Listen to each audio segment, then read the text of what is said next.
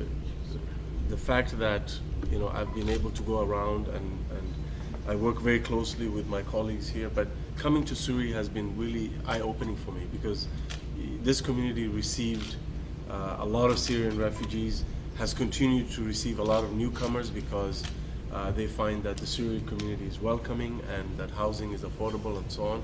It's an example of many communities in Canada similar to Surrey that make it possible for us as a country to continue to welcome people from all over the world and allow them to restart their lives and succeed together. Now, C6, I want to emphasize, we all ran as candidates on Bill C6. It was central to our campaign. We all felt really importantly about it because we felt that the barriers that were put in place for people who were seeking to join our Canadian family by the previous government were unnecessary, and we all campaigned to remove those barriers, and we promised each and every one of the voters that we interacted with that if we get elected, we will remove those barriers. And so we have delivered. We've kept our promise, and C6 is an example of the leadership that my colleagues here have demonstrated in our government to make sure that we are responsive to people's concerns. C6 was, the changes that C6 brought and the barriers that it eliminated were key pressure points in the community, and the fact that we were able to respond really speaks volumes about our ability to keep our promises. The second thing I was going to talk about is another fact, which is that together, as members of parliament in our government, we have been able to do more in immigration in less than 2 years of government than the last government was able to do in 10 years. And I'll give you facts, not opinions. We've been able to reduce by half the waiting period for citizenship acquisition. Citizenship applications under the previous Harper government used to take 24 months to get, they now take 12 months. And that's because of the leadership of this team. Secondly, the spousal program. Spousal sponsorships used to take more than 26 months. We made a commitment during the campaign that if we get elected, spousal will be a priority, spousal sponsorships. And now 80% of the cases are processed under 12 months. And while we were doing that, we eliminated 20,000 cases from the spousal backlog. That means 20,000 families are now reunited because of the efforts of our team represented by the MPs here. The renewal of PR cards. There's a lot of permanent residents in our community who work and who travel and who study abroad. They always need PR cards to verify identity and travel. PR card renewals used to take 10 months to 18 months to renew. Something as simple as renewing a PR card used to take 10 to 18 months. Under the Harper government, we're now doing that in 52 days. So that's real progress. And finally, a key pressure point was the processing of visas abroad. It's always a challenge. We've had double-digit growth in the amount of people wanting to come to Canada to visit, to study, to rejoin their families for short visits. That's a good problem to have. It means we're really seen as a welcoming country, but it placed a number of pressures on some of the very busy visa offices.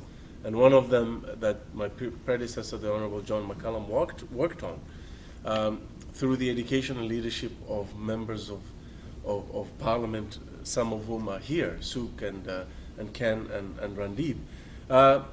They expressed a concern to him that the visa processing and the approval rates in the Chandigarh visa office were a concern.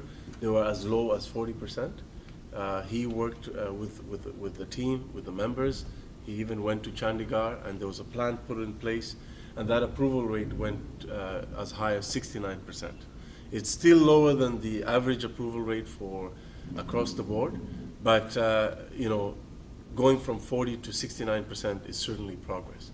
I continue to be engaged on not only Chandigarh but all visa offices to make sure that we are processing, we're offering better client service, that people are treated with respect, that genuine travelers are not denied entry into Canada. We need more tourism, we need more international students to come and study, we need more business travelers to come.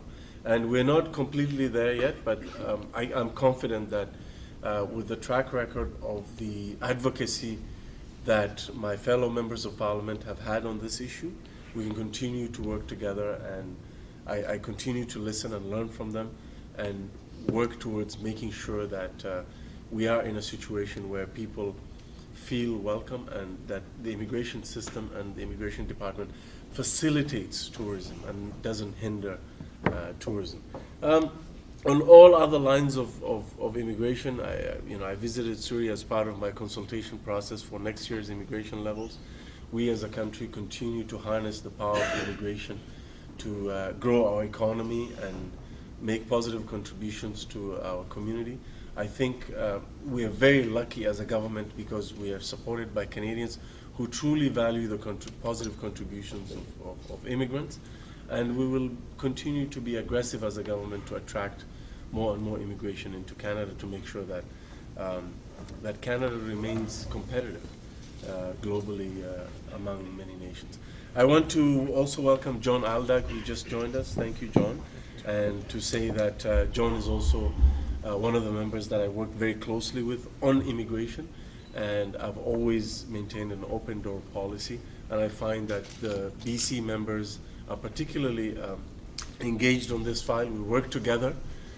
We try to address pressure points together, and I am very, very committed and passionate about working closely with these members of parliament to make sure that they address the needs and the interests of their constituents, and whatever I can do to help them do that, I do, and I commit to doing so in the future. Thank you very much, Sue.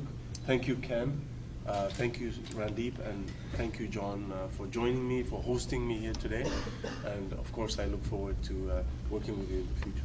Mr. We have lots of questions, and I think you will give us proper time. My first question is, there's lots of misconceptions that how much money Canada government is giving to Syrian refugees per head. Okay. Because there's a misconception that they are getting too much money and it's going from the pockets of the regular taxpayers. So if you can let us know. So I think, first of all, that's not correct. Refugees get, resettled refugees get, they get income support for the first year. After that, they usually have, by that time, they have found a job or rely on provincial social assistance programs while they look for work. I can tell you that refugees in general who are resettled by our government, whether it's privately sponsored refugees or government-sponsored refugees, do not get more than what Canadians get in terms of government support. And I really have a problem with the premise of the question. The premise of the question is that we're giving more to refugees than Canadians. That's not the case. Having said that, refugees are part of our immigration system, and we need to ensure that when people come to Canada, it's not just refugees. We invest in everybody. All newcomers get settlement services. We invest so much money as a government in settlement services because even though it's expensive on the front end as an investment, it pays for itself over and over and over again. When you help that newcomer come into Canada, restart their life successfully, obtain the language skills, obtain the work skills development, and enable them to get a job, they will not only improve their life, but also contribute back to our community. I'm an example of that. I came to this country as a refugee, and I have given back way more to this country because I love what Canada has been to me, what Canadians have done for me, and the first chance I got to volunteer and give back to the community, I did that. And I will continue to do that. This is a really perfect model for the rest of the world in how to welcome people and then make them feel that they belong, and then have them turn around and become really amazing citizens. So we have to be open-minded when we look at our immigration system. The vast majority of the immigrants that come in every year are on the economic side, but we should never apologize for the refugee program. It's part of our humanitarian commitment to the world. It's a small number, but it's significant.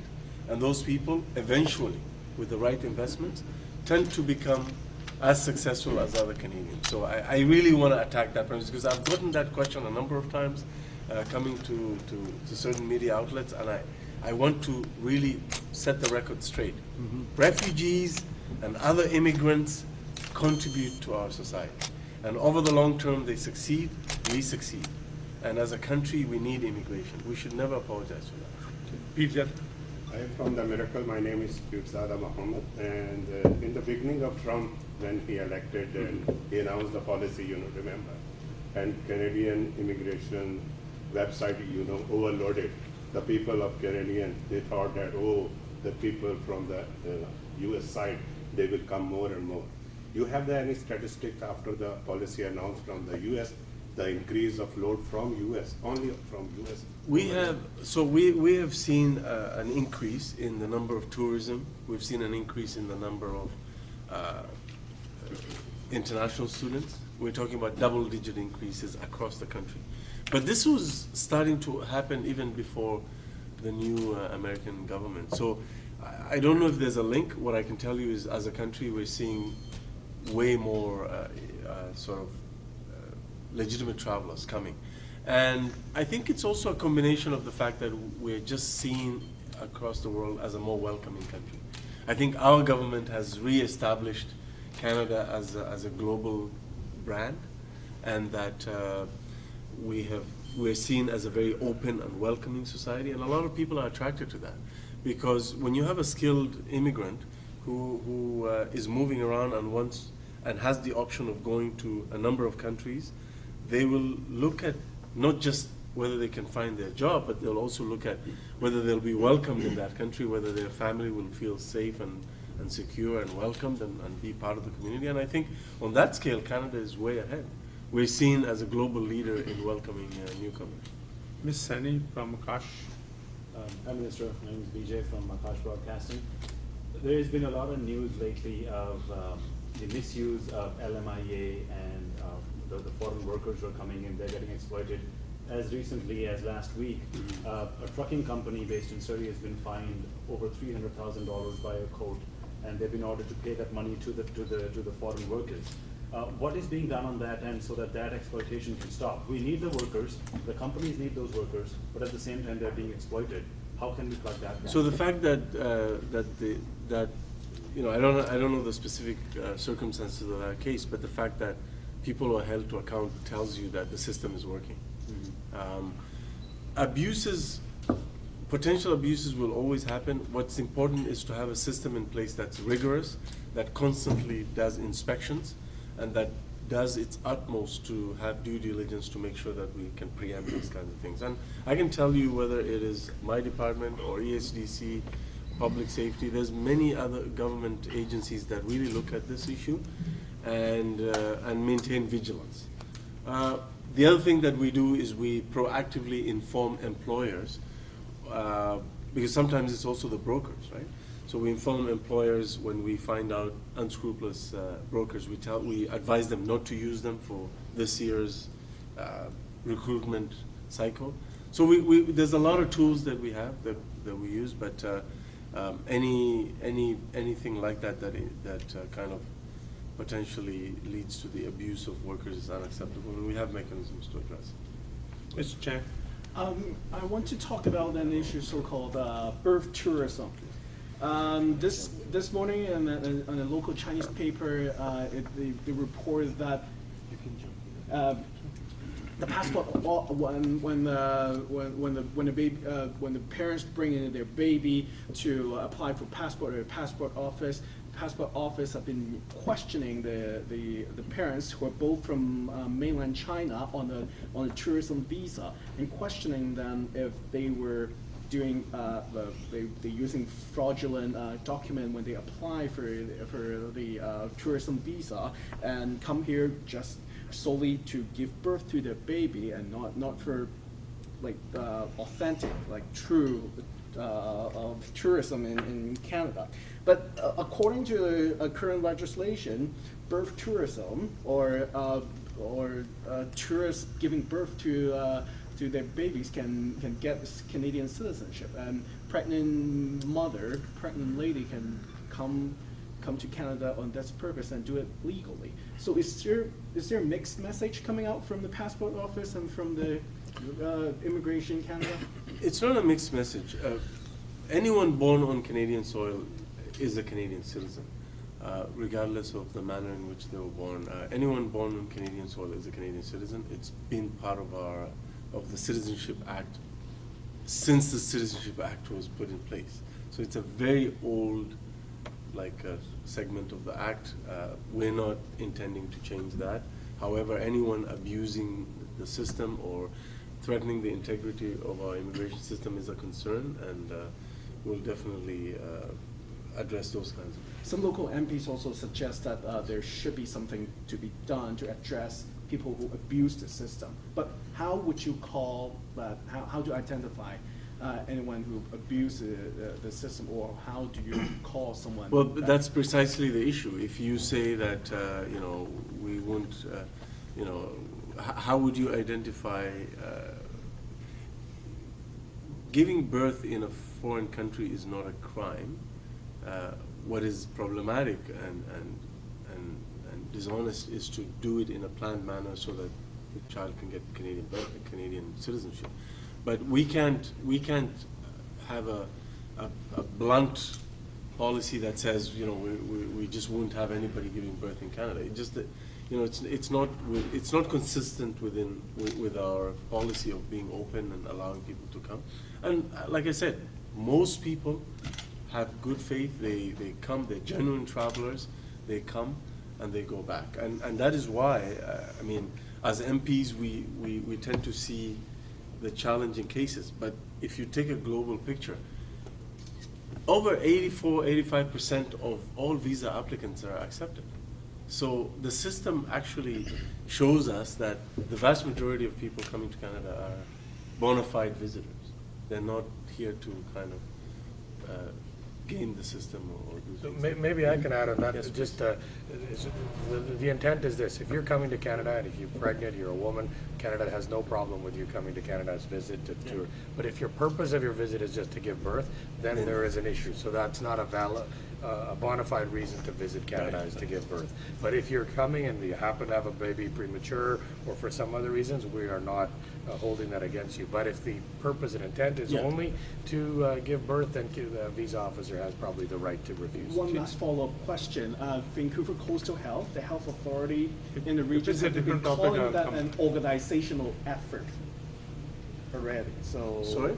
like Vancouver Coastal Health have been calling this the so-called issue of birth tourism an organizational effort already, and it creates an industry. Well, I would like to see more information about that before I comment. Mr. Gill? Yeah, Paul Gill, Satyavaz newspaper. Minister, I'm going to combine about 3-4 issues into one. Maybe you can answer them all at the same time. On the first one, pardon my ignorance. You already On the PR renewal, you brought it to 52 days. Is there one? I said my ignorance. I don't know if there is a program for emergency renewal so that it can be done in case of an emergency, a family death or something.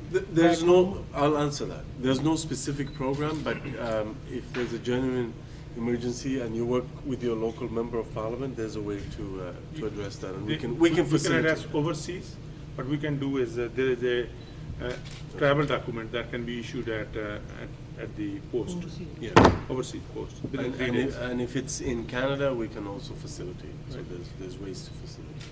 Okay. The other But- one is, what is your target for approval at the Chandigarh? Have you set a target of the percentage?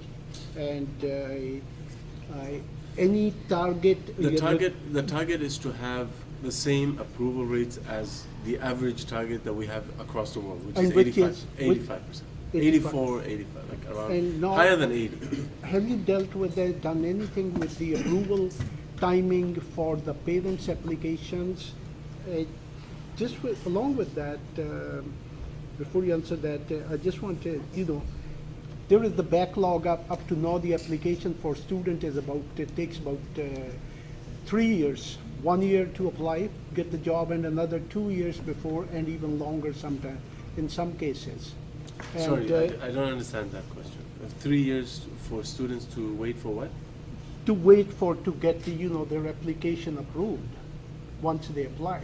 Are you You talking about PR or are you PR. talking PR. about PR? PR. PR approved.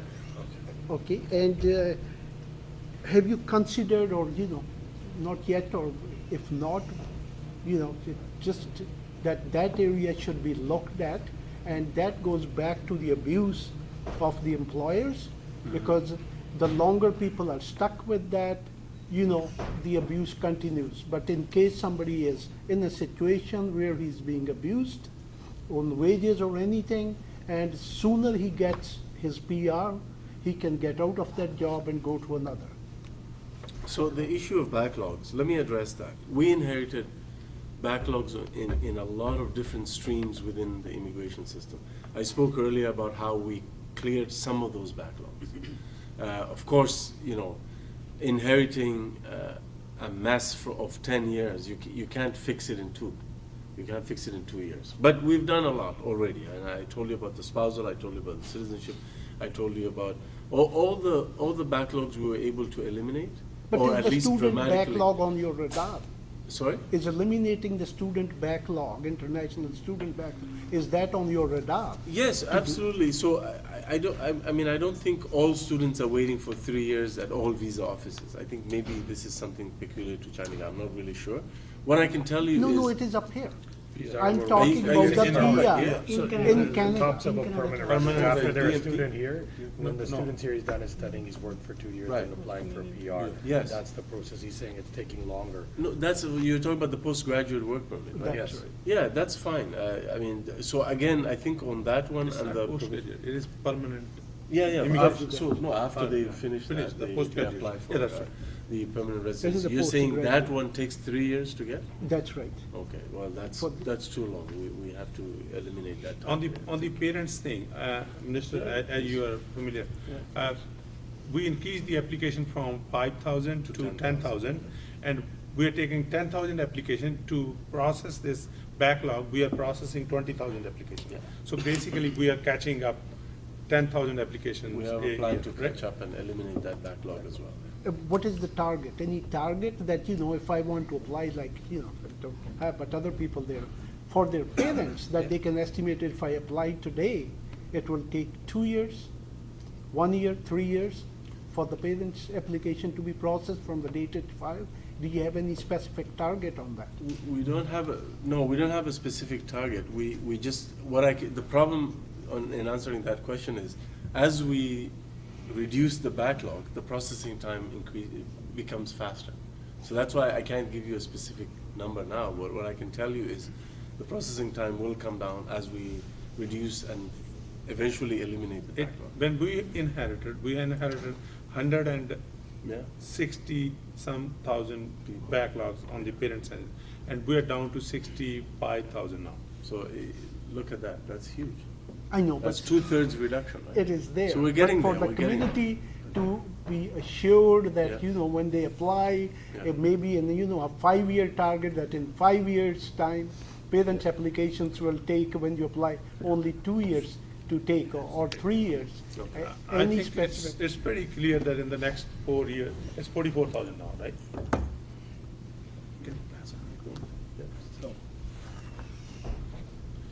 Yeah, so on the issue of the students, I forgot my media guy, my director of communications reminded me.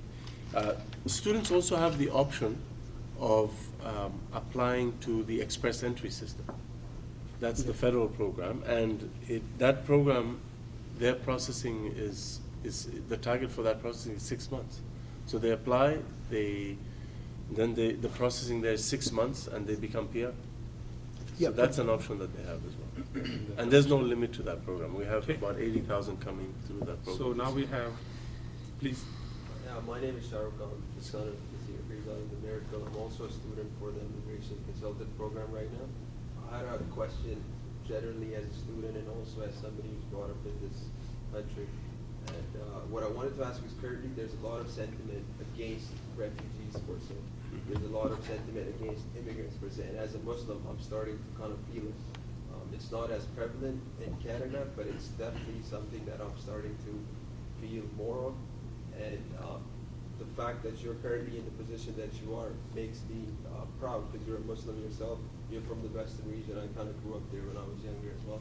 My question currently to you would be, what would you say to the people that these current Bill 6 regulations that you guys have brought, what are they doing in terms of securing Canada? Because a lot of people would criticize and say you've made it easier for people to become Canadians. Also, the other thing I wanted to point out was the fact that the refugees currently coming from the U.S. just basically able to walk across the border and not being able to, somehow they're suggested to go through that either in the States or in Canada, yet they're not going through the land crossing, which is the gray area currently. You probably face it in the media all the time. Yes. That why has the government currently not instituted or basically regulated that so people cannot go through the basically walk across the border and not take the proper border? The same rules should apply, and I'm talking specifically about the safe third country agreement. Yeah. The one last question, which is probably a bit selfish, but I've heard a lot about ICCRC being perhaps scrapped or being under review. Is there anything you can advise what's going to happen to that, Councilor? IRB, you mean? No, he's. The consultants, Yeah, right. It's a two-part question. Yeah, so I'll start with the consultants. The Citizenship and Immigration Committee did a study on immigration consultants, and they put out some recommendations to the government, and so we're reviewing those recommendations with an eye of seeing what we can do with that. In terms of refugees, look, Canada has always welcomed refugees. Different waves of refugees have come here.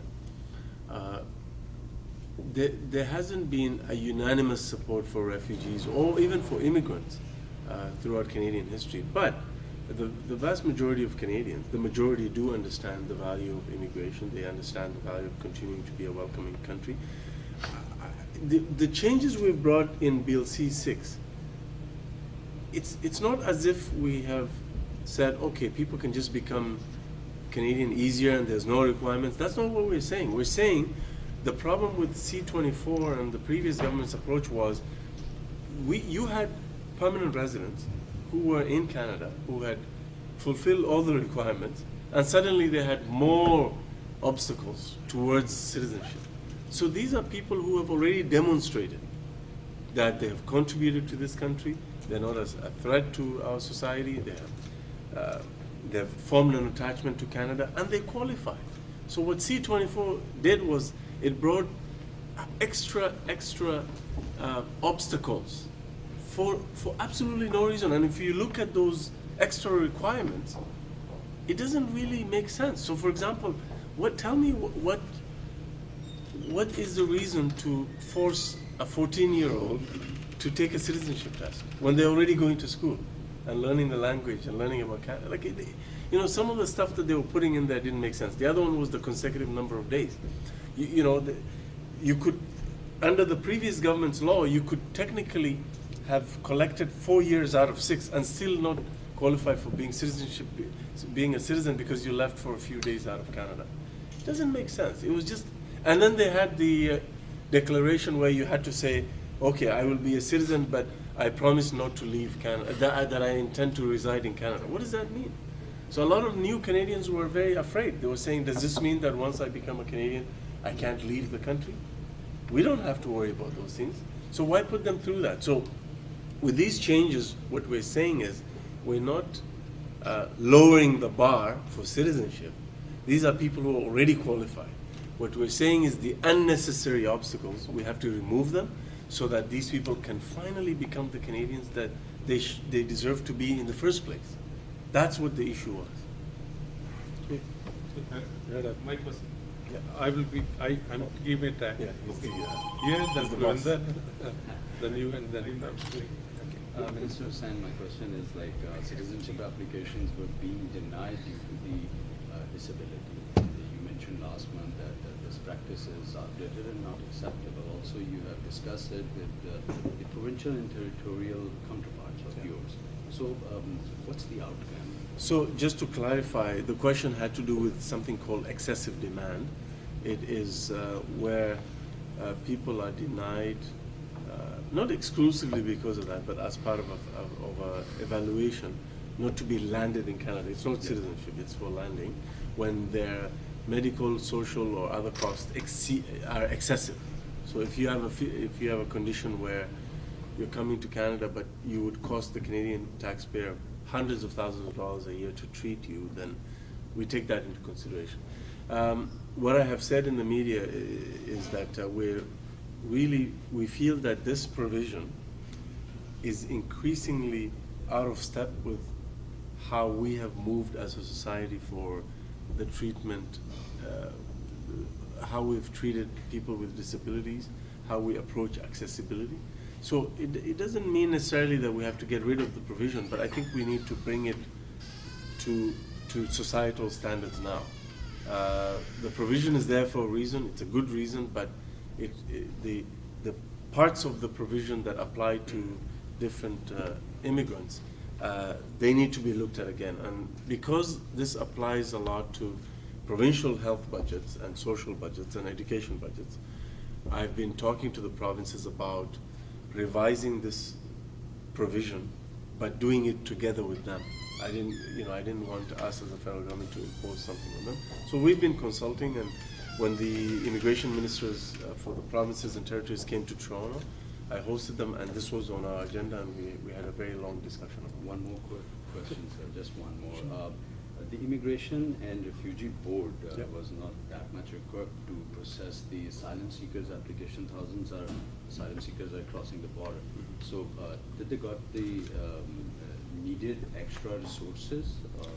So IRB, we inherited the Immigration Refugee Board. There was a lot of vacancies, and when you have vacancies, it means any one vacancy means there's no judge there or adjudicator to hear cases. So the more adjudicators you can name, IRB judges, the more hearings can happen, and you remove the backlog. So since we got into government, we have named 64 adjudicators. That's a very aggressive fulfilling of the vacancies to make sure that the IRB can meet those targets.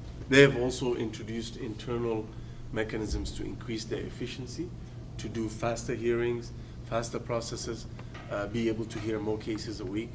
And as a result of that, they've actually increased their numbers. So I'm very hopeful, but in addition to that, it's not just a question of extra resources, it's also the way the IRB is functioning. We have ordered a third party to review the IRB to come up with recommendations on how best to use that extra money. Okay. So that report is coming out in December, the interim report, so we'll see what they say. Mr. Pamji, then Ms. Chola. I'm sort of puzzled about the 41 questions that were used by the RCMP at the Quebec borders for profiling Muslims. Yeah. Just wondering, how did it even come about? How does the border situation So this wasn't done by the RCMP across the country. It was done by one unit in Quebec. So independently of... And we didn't know about it. The moment we found out about it, Minister Goodale put a stop to it.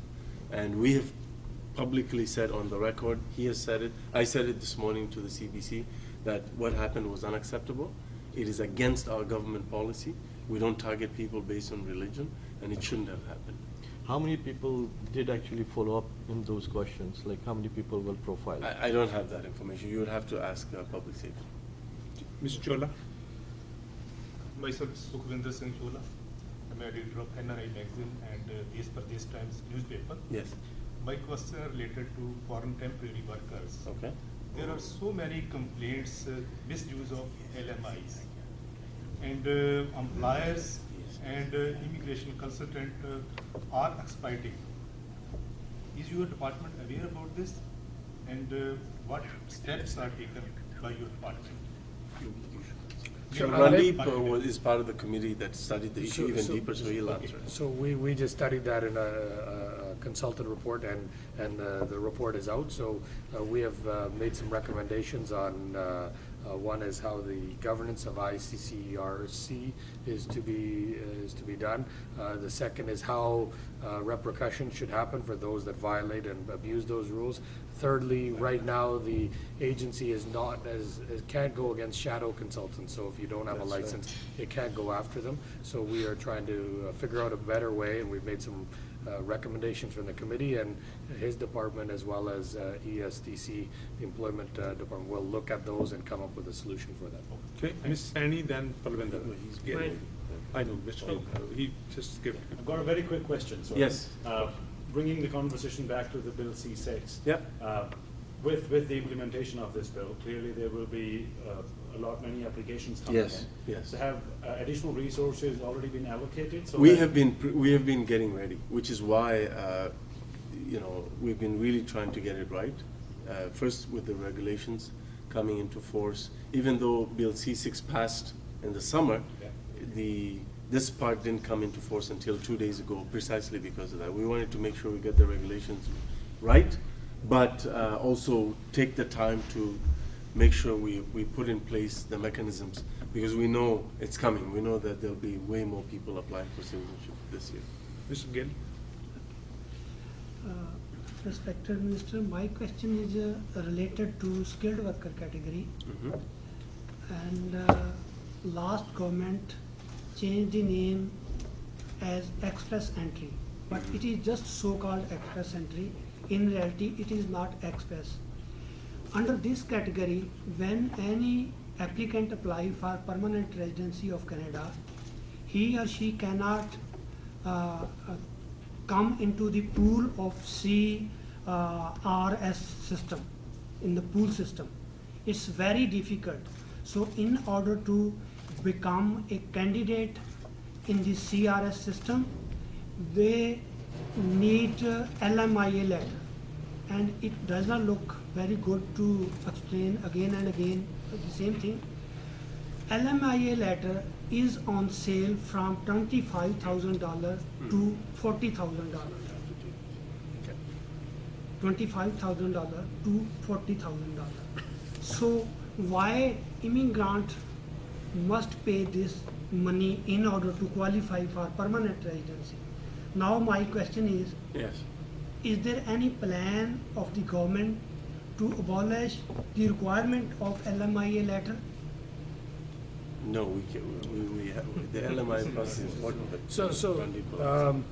It was part of our study. So the LMIA for some categories did get eliminated. Those for some of the executive categories, I believe the requirement has been eliminated. On this basis, even in our own testimony that we heard from witnesses across the country that came and spoke, from students to people who are on express entry or temporary foreign workers who are now going into the permanent cycle, they have stated that by the new relaxation and making it easier for students to getting the postgraduate work permit, this black market, as you call it, I would call it the black market of LMIAs, has dropped considerably. I'm not saying it's eliminated.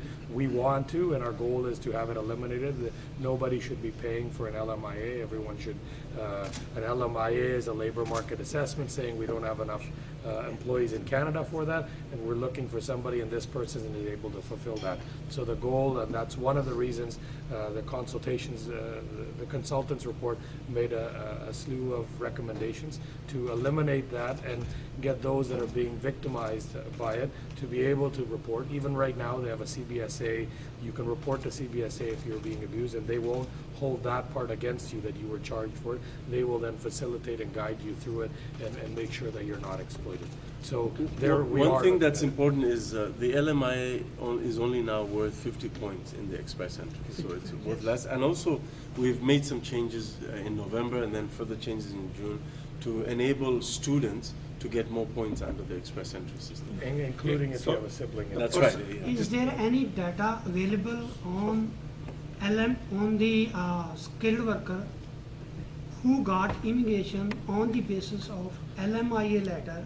What is the percentage of those immigrants they are working with the same employer who gave them LMIA letter? We can get you that information. I don't have that info at the top of my head. It's very detailed and specific. Minister, I'm going to go to only the fellows that has not Asked the taken, question. asked the question, and then only exception will be lucky afterwards. No, I know, but, so Kurlal has the question? Yes. And Regarding if anyone the- that has not asked the question, you want, Regarding but the- he can do one-on-one afterwards as well. Regarding the parents program, Yeah. I know some people here who apply so many times, so many years, Yep. that he didn't come. But you can going to review the program, lottery program, application program. The lottery program has only been now, like we've only had it this time, like we're new. So before that there was no lottery program. So this is the first time we're actually testing it out. So we've learned a lot from it this round, and the lessons we've learned will go into next year's round for sure. Okay. Two more short Just one. questions, please. So the police has a You- Crime Stoppers, Yeah. and people call there and anonymously tell them that that's things going wrong. Mhm. Do you have any system like that? Or MPs locally can have an open house where people can come and complain that this immigration consultant is ripping us off? Any plans for that? So That's an idea. Randeep answered Go to that Randeep's question, but office. he's gonna. So we did a study. We actually sent a memo out to hundreds. We had dozens of witnesses that came across. We even had an in-camera where they were able to speak freely without worrying about media or getting their names published. And we learned a lot from that. And so it's based on that evidence that we're making and several were from Surrey, witnesses from for that were from here. And based on that, we've made recommendations, and we're hoping that we'll be able to resolve that issue. And they're always welcome to come to, especially if it's a student or a temporary foreign worker that's being exploited, they can always come to any one of our MP's offices, and we will guide them to get them the help they need. Okay, last question, Mr. Bamji. Yeah, just of the plight of Rohingya, Yes. people Mhm. that are being displaced of the situation there. I know the federal government made a very good announcement for the Syrian refugees, 25,000. Is there any such programs in place to sponsor some Burmese refugees here? Okay, so one of the things to mention here is that even for the Syrian refugee program, Canada didn't take that number at the beginning of the crisis. Right. It was years Ye- after, yes. until we had to come in. Right. So the Rohingya refugee crisis is very new. Right. We're talking about a few weeks is when many of them came. So in the past, Canada has resettled Rohingya refugees, about a few hundred, but the challenge has been the Bangladeshi government's reluctance to give exit permits for refugees. They don't like doing that because they are afraid that more will come in. Number two, and this is very important, is that before you talk about refugee resettlement, first you have to address the urgent, immediate need on the ground. So these people are coming in an area of Bangladesh that doesn't have a lot of infrastructure. They need water, they need food, they need medicine, they need critical supplies on the ground. They have nothing. So that's what we've been focusing on right now. The refugee issue is a discussion for later, but right now, Canada has been a leader in getting supplies there on the ground. So I think the total now is 12 point, yeah, but it's been over stages. So the total is 12.5 million. But as recently as a few days ago, it was the last 3 million that they put together. But also in addition to the money, they've also been pressuring the Burmese government, the Myanmar government to stop the army from doing what they're doing which is leading to these expulsions. So, so Canada is focusing on that. I think the next stage is the question, the discussion around refugees. But as I said, even there, it's a challenge because the Bangladeshi government doesn't issue exit permits. And even the UNHCR, who we work with, they have to be consulted on this. So there's a whole lot going on, but I think the first step is to help these people on the ground, which is what Canada is doing anyway. Okay. As a follow-up, are you considering stripping Aung San Kyi of her citizenship? Is that your... Quite frankly, no, because the thing is, we haven't focused on that. We've been focused on helping these people. 400,000 people, 500,000 in a few weeks. that's been our focus, and to help to stop the abuses on the ground. That's what matters. But the Prime Minister and Foreign Affairs Minister have been very blunt in their direction, and that it must stop. And Oh, they absolutely. have a high expectation from her to uphold the law and maintain peace and bring them back. Of course. Okay, well, again, thank you very much you to very all much. of you, and Thank you as well, Minister. Thank you, Sue. Being very open and not stopping questions. So one-on-one, I think Harsh has some suggestions. I have some time, so if anybody wants. If anyone wants one-on-one, exclusive. But not a one-on-one with me, one-on-one with the minister. Very good, sir. Sure. Oh, yeah. Sorry, it was, We were delayed by about 10 minutes.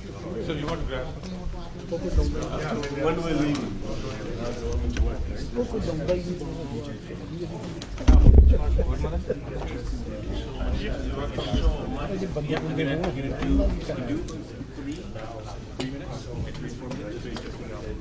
We got another encouraging.